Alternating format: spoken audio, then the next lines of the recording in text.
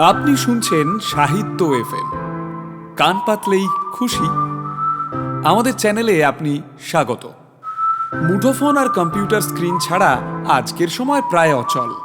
তাই অ্যাসাইনমেন্ট কিংবা সেন্টিমেন্ট সবকিছুই যখন স্ক্রিন নির্ভর, তখন গল্প স্বল্প এখানেই হোক না হয়।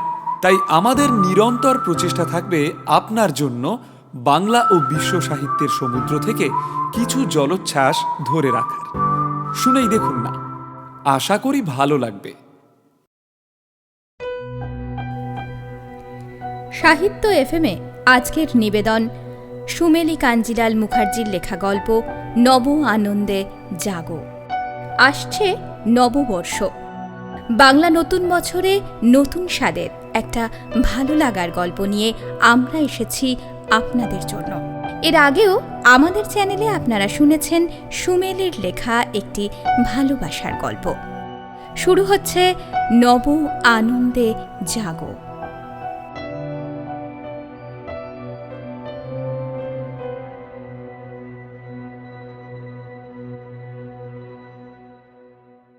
নববর্ষ বাঙালির কাছে এক আনন্দের উৎসব। তবে ছোট্ট ঐশ্বর্যর কাছে এই আনন্দ দ্বিগুণ। কারণ এক পয়লা বৈশাখের শুভ লগ্নেই জন্ম হয়েছিল ঐশ্বর্যর।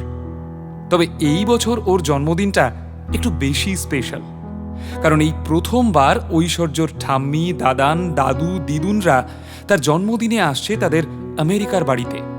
প্রতি বছর আলপনা আর অর্ণব খুব আনন্দ করে তাদের একমাত্র মেয়ের জন্মদিন পালন করলেও ঐশ্বর্যর কিন্তু মন একটু খারাপই থাকে।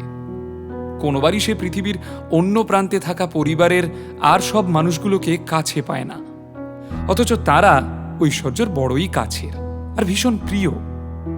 এবারে ঐশ্বর্যর মামার আগ্রহ ও তৎপরতায় তারা সবাই আসছেন তাদের প্রিয় দিদিভাইয়ের আনন্দের দিনটিতে সামিল হতে।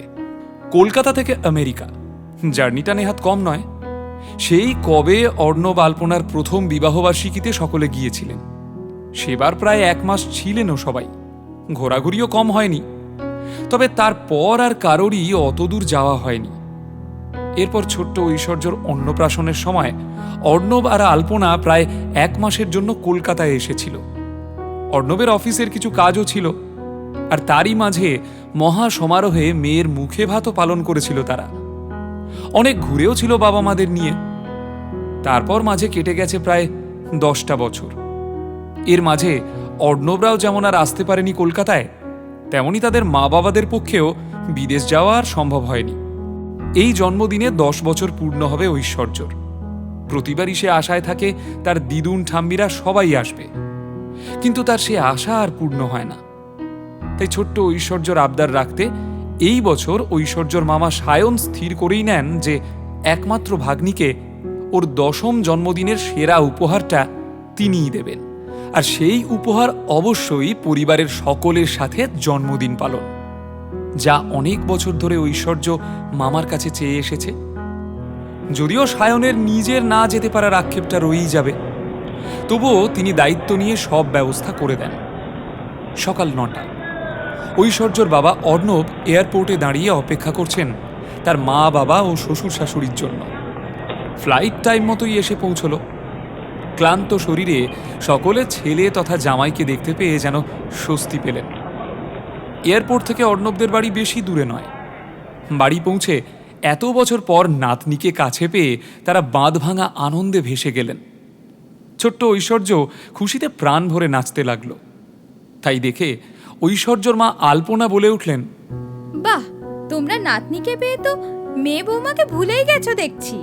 শুনে আলপনার মা অপর্ণা বললেন, না রে মা, তোকে ভুলতে পারি? কত মিস করি তোদের জানিস, তাও তো আশা হয় না। আজ তোর ভাই সায়ন যদি উদ্যোগ না নিত, তবে আজও আশা হতো না। আর ঈশ্বরের কৃপায় আমরা এখন ভালোই আছি, তাই তো আসতে পারলাম। আর কত দূরের রাস্তা বলতো, এই বয়সে আর এত ধকল সহ্য হয় না রে। অপর্ণা থামতেই আলপনার শ্বশুর রঞ্জনবাবু বলে উঠলেন, হ্যাঁ বৌমা, তোমাদের সবাইকেই খুব মনে পড়ে। তবে ঐশ্বর্য দিদিভাইকে তো সেই মুখে ভাতের পর আজ দেখলাম, তাই সেই উচ্ছ্বাস আর ধরে রাখতে পারছি না আমরা। সব জানি বাবা, আমি শুধু একটু মজা করছিলাম। চলো, তোমরা সবাই একটু ফ্রেশ হয়ে নিয়ে ব্রেকফাস্ট করে নাও। আচ্ছা, আমি এবার কাজে বেরোলাম, আবার রাতে দেখা হবে তোমাদের সাথে। অর্ণবের মা লিপিকা ছেলেকে বললেন, আয় বাবা, তবে একটু তাড়াতাড়ি আসিস। কতদিন পর তোদের সাথে দেখা হলো বলতো, জমিয়ে গল্প করতে হবে তো। হ্যাঁ মা, অবশ্যই, আমি চেষ্টা করব। আর তাছাড়া কাল তো ছুটি নিয়েইছি। সঙ্গে সঙ্গে আলপনার বাবা শঙ্করবাবু বললেন, কেন বাবা, ছুটি নিতে হবে কেন? কাল তো নববর্ষ, তোমাদের ছুটি নেই? বেআইয়ের কথা শুনে অর্ণবের বাবা রঞ্জনবাবু তো হাসতে লাগলেন। যা বলেছ। বাবা, এটা যে আপনাদের কলকাতা নয়। ডোন্ট ফরগেট, আপনি এখন ফরেন কান্ট্রিতে আছেন। এখানে কালকের দিনটা জাস্ট একটা উইকডে। এই দেখো, সত্যিই তো এক মুহূর্তের জন্য সত্যিই ভুলেই গিয়েছিলাম যে কোথায় আছি। ছোট্ট ঐশ্বর্য সবার মুখের দিকে তাকিয়ে তাকিয়ে সব শুনছিল। এবার সে মিষ্টি করে বলল, দাদু, তুমি এখন আমেরিকার শিকাগোতে আছো, তোমার দিদি ভাইয়ের জন্মদিনে এসেছো, আর যেন ভুল না হয়। না গো দিদি ভাই, আর ভুল হবে না। আচ্ছা, তোমার ঘরে আমাদের নিয়ে যাবে না? হ্যাঁ দাদু, নিয়ে যাবই তো। সবাই চলো, তোমাদের কত খেলনা দেখাবো। অর্ণব অফিস চলে গেল। আলপনা ব্রেকফাস্ট রেডি করতে ব্যস্ত হয়ে পড়ল, আর সকলে তাদের নাতনির সাথে খেলতে শুরু করে দিলেন। সারাটা দিন খেলে গল্প করে হই হই করে কেটে গেল সবার। রাতে অর্ণব বাড়ি ফিরলে সবাই একসাথে ডিনার সেরে নিয়ে ঐশ্বর্যর জন্মদিন সেলিব্রেশন নিয়ে ব্যস্ত হয়ে পড়লেন। যদিও অর্ণবের শ্বশুরমশাই শঙ্করবাবুর বক্তব্য ছিল পরের দিন সকালেই জন্মদিন শুরু হোক বাঙালি মতে, তবে সবার ইচ্ছেতে রাত 12টায় কেক কাটার প্রস্তুতি শুরু হলো। যেখানে সব ভারতীয়, এমনকি কলকাতাবাসীরাও ইংলিশ মতে রাত 12টায় কেক কাটে, সেই কোন কাল থেকেই তো এমনটাই চলছে। সেখানে আমেরিকায় বাঙালি মতে সেলিব্রেশন, হাস্যকর তাই না বাবা? কেন বাবা, দাদুর কথা রাখলেই বা ক্ষতি কি? আফটার অল আমরা তো বাঙালি, আর এটা তো আমাদের কি এটা আমাদের আভিজাত্য, ঠিক? আমার ঐশীর কথাটাও একদম ঠিক। তবে ঐশীমা, দেখ, সামনে যখন কেক রেডি, তখন বরং আমরা কেকটা কেটেই নিই, কি বল? আর এই বছর তো সবাই তোর সাথে আছে, এমন কি আর প্রতিবার হবে? চল সবাই মিলে একটু আনন্দ করি, চল চল। ঐশ্বর্য মা বাবার হাতের সাথে ছুরিটা ধরে একসাথে 3 জনে কেক কাটল। সকলে হ্যাপি বার্থডে গানে মেতে উঠল। Happy birthday to you, happy birthday to you, happy birthday dear Oishi, happy birthday to you. আনন্দের সুরে ভরে উঠল সারা বাড়ি। রোজকার একঘেয়ে জীবনযাপনে অভ্যস্ত ব্যস্ত শান্ত বাড়িটায় আজ যেন প্রাণের ছোঁয়া লাগলো। সকলকে ঐশ্বর্য নিজের হাতে করে কেক খাওয়ালো।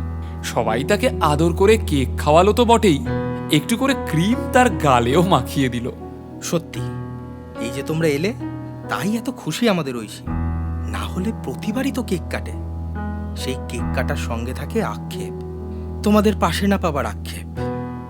আমি সত্যি খুব খুব খুশি বাবা, থ্যাংক ইউ ভেরি মাচ। এই থ্যাঙ্কসটা তোমার মামাকে দিও শোনা। কিন্তু মামাই তো এলো না। ঐশ্বর্যর দিদা অপর্ণা বললেন, মামা ছুটি পায়নি যে সোনা, কি করবে বল? তবে আমরা তো সবাই এসেছি, তাও তোমার মামার জন্যই। মামা পরের বার ঠিক আসবে, দেখো। তুমি বরং তোমার মামাকে একটা ভিডিও কল করো। এখন করবে? এই নাও নাও। না, এখন না বাবা, কাল যখন কেক কাটবো তখন মামার সাথে আমরা লাইভ সেলিব্রেট করব উইথ ভিডিও কল। দেখো দেখো, কত বুদ্ধি তোমাদের দিদি ভাইয়ের। বাহ বাহ বাহ, খুব ভালো আইডিয়া দিদু, তাই হবে। সত্যি ছেলেটা যে কি মিস করছে এই মোমেন্টগুলো। আচ্ছা, যদিও এখন 12:30 বাজে, তবে তোমরা যদি সবাই চাও, মানে যদি সবার এনার্জি থাকে আর কি, তাহলে একটু মিউজিক চালাই, একটু ডান্স করা যাক সবাই মিলে, অন্তত কিছুক্ষণ। আমাদের সোনামা যে নাচ করতে খুব ভালোবাসে। রঞ্জনবাবু উৎফুল্ল হয়ে বললেন, আরে চালাও চালাও, আমরা সবাই নাচবো আমাদের সোনা দিদিভাইয়ের সাথে। আফটার অল দিদিভাইয়ের জন্মদিন আজ, কত আনন্দের মুহূর্ত বলো তো। এমন সুযোগ কি আর পরের বছর থেকে পাবো? কি বলো সবাই? সবাই আনন্দে সহমত পোষণ করল। কিছুক্ষণ নাচে নাচে কাটল সময়।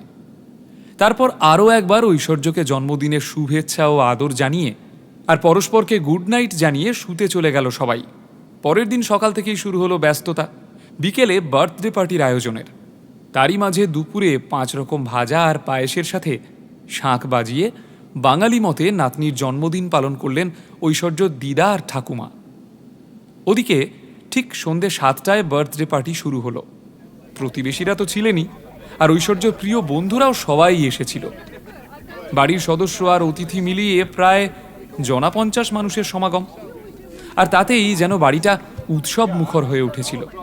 সৃষ্টি হয়েছিল অনাবিল হাসি, কথা আর মজার এক পরিবেশ।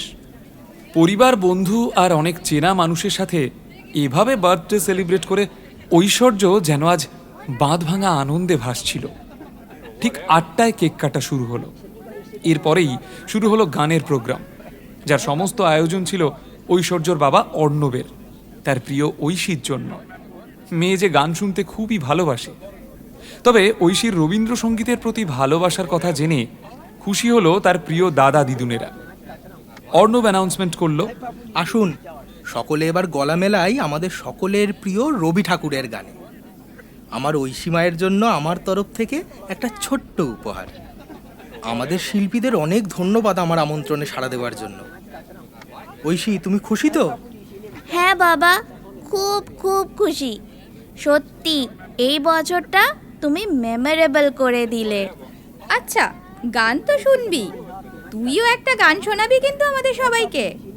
হ্যাঁ মা, নিশ্চয়ই শোনাবো। তোমরা আমাকে এত যত্ন করে শিখিয়েছো, তার সম্মান তো আমাকে রাখতেই হবে।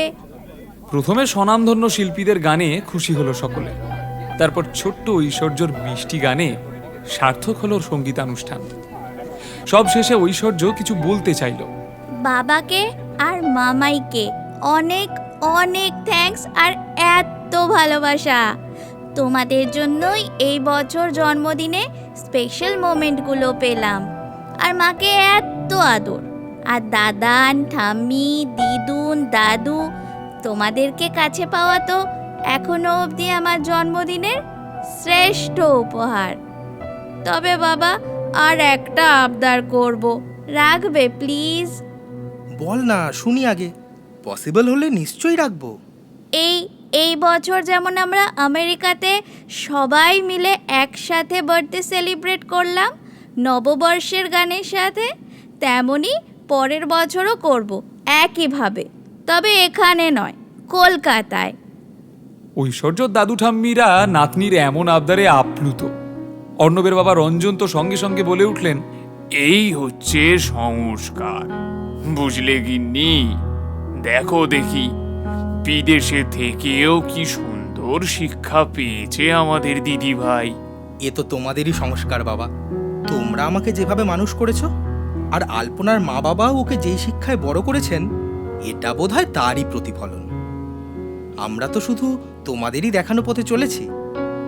তোমাদের থেকে যা শিখেছি তাই শেখানোর চেষ্টা করেছি আমাদের ঐশীকে। বাবা আর ঠাকুরদার কথার মাঝেই ঐশ্বর্য আবার বলে উঠল, বাবা, উত্তরটা দিলে না কিন্তু। আমার নেক্সট বার্থডে কলকাতায় হবে তো গো? সেটা তো কথা দিতে পারছি না এখন। তবে অবশ্যই যদি সম্ভব হয়, সময় আর সুযোগ হয়, তাহলে হবেই। আর না হলেও কোনো এক বছর তো নিশ্চয়ই হবে। আমার সোনা মেয়ের আবদার আমাকে তো রাখতেই হবে। আর এটা তো খুব মিষ্টি আবদার। লাভ ইউ বেটা। Proud of you. কি মজা, কি মজা! আমি অপেক্ষায় থাকবো বাবা। হ্যাঁ, নিশ্চয়ই। অপেক্ষায় থাকবো সেই জন্মদিনের। হ্যাঁ, সারা বছর ধরে অপেক্ষা করব ওই দিনটার জন্য। কি তাই তো? হ্যাঁ, অবশ্যই। অনুষ্ঠান শেষে জমিয়ে বাঙালি খাওয়া দাওয়া হলো, যা খেয়ে বিদেশিরাও প্রশংসায় পঞ্চমুখ। এমন বাঙালিয়ানা দেখে ঐশ্বর্য দাদু ঠাম্মারাও মুগ্ধ। অর্ণব পরের দিনও অফিস ছুটি নিয়ে তার মা বাবাদের সাইট সিন ঘুরে দেখালো। আলপনাও কদিন নিজের হাতে রেঁধে সকলকে খাওয়ালো। 4 দিন বেশ হই হই করে কাটলো সবার। তারপরই বাড়ি ফেরার পালা। মন খারাপ নিয়ে বিদায় জানালো ঐশ্বর্য তার ঠাকুরদা, ঠাম্মা, দিদা, দাদুকে। তবে মনে এইটুকু আশা ছিল, আবার তাড়াতাড়ি দেখা হবে, হয়তো পরের বছর নববর্ষেই, তার জন্মদিনে, অথবা তার অন্য কোনো এক জন্মদিনে। আর তার দাদু ঠাম্মারাও এই আশা বুকে ধরে নিয়েই ফিরে চললেন। আসা যাওয়া তো চলতেই থাকে, শুধু থেকে যায় মনে আশা আবার দেখা হবার, একসাথে উৎসবে আনন্দে মেতে ওঠার, সারা বছরের ক্লান্তিকর দূরত্ব কাটিয়ে কোনো এক নতুন আনন্দে মন প্রাণ দিয়ে জেগে ওঠার। নব আনন্দে এইভাবেই তো বাঙালি ভালো থাকে, সকলকে ভালো রাখে।